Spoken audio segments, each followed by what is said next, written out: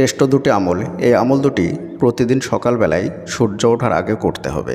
প্রতিদিন সকালবেলায় ফজরের নামাজের পরে এই আমল দুটি করে তারপরে ঘর থেকে বের হবেন। এবং এই আমলটি আমার জীবনে বাস্তব এবং পরীক্ষিত সত্য আমল, যে আমলটা আমি নিজে করেছি এবং করার পরে ফলাফল পেয়েছি।